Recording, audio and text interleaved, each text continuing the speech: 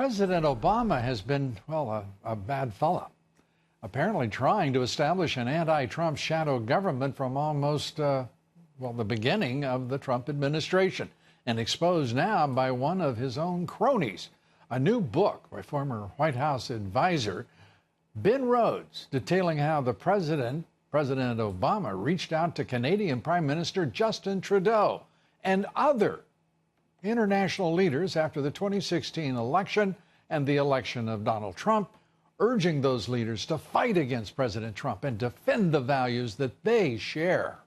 Joining us tonight, Judicial Watch President Tom Fitton. Tom, good to have you with us. Let's start with, well, first of all, I guess that was preparing the battleground, as some would say, for Obama as a shadow president and to create a shadow government and to create an international alliance to work against a sitting president. Is that not illegal? Well, according to the Obama gang, who targeted General Flynn with a Logan Act potential violation, I don't know why it wouldn't apply to President Obama.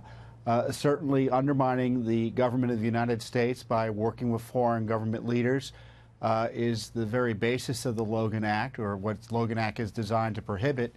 But it just shows you just how hypocritical President Obama has been when you have his minions going out there and ambushing General Flynn based on the absurd notion that his contacts with the Russians in the presidential transition may have violated the Logan Act, while at the same time, all of his people know he's out there working with foreign leaders to undermine the president.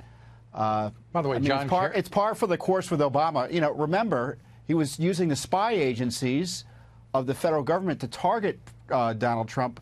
It's no surprise he would take it up to the next level by conspiring with foreigners to go after him. Oh, the reticence of the left in this country, the deep staters, and many in the national left-wing media, to acknowledge that a spy is a spy and want to use the word informant as that is somehow benign.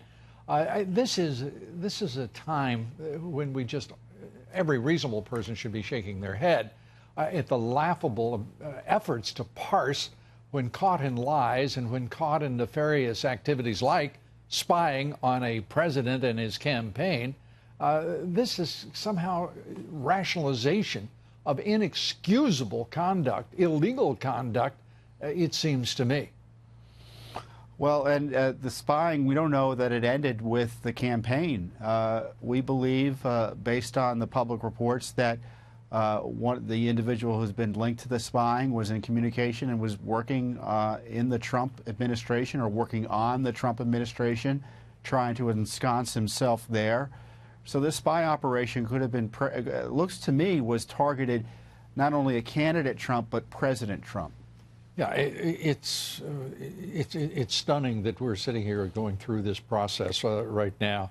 And having to argue with Republicans in Congress who are pretending that it was perfectly normal.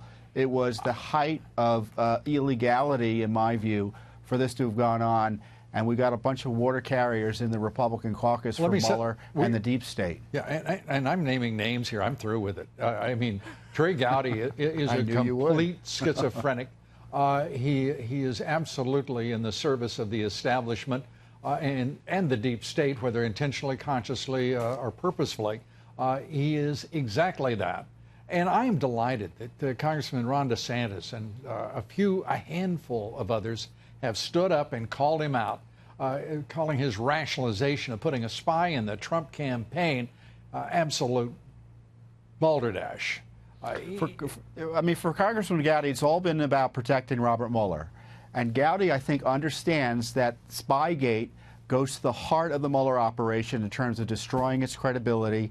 That's why he's making excuses, because he knows by making excuses for Spygate, he's helping Mueller, who he supports unbelievably. And we've got to hit the Imran Awan story, the case of the former Democratic information technology aide. It is an extraordinary case by itself. And remember, this was contemporaneous with Spygate and the onset of the Special Counsel on Russian collusion. We knew, in fact, that there had been an attack on U.S. servers in the U.S. House of Representatives, the Democrats, and not a thing has happened. In the entire time over that, it has been, that prosecution has been halted, even though they know who did what, and they have them all within, they've been apprehended, but not moved to trial and prosecution. Why not?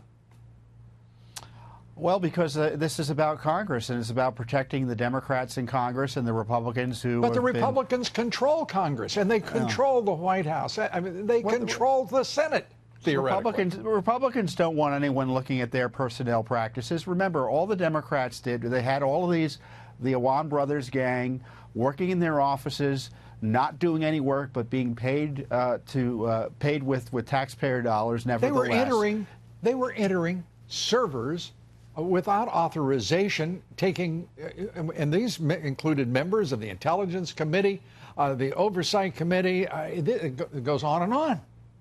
Actually performing IT services for the Democrats, 40 Democrats at least, from Pakistan for months at a time. And, you know, we hear the Russians hacked the DNC and Democrat servers. Were the Pakistanis doing the same thing? Is Mueller investigating this? I doubt it.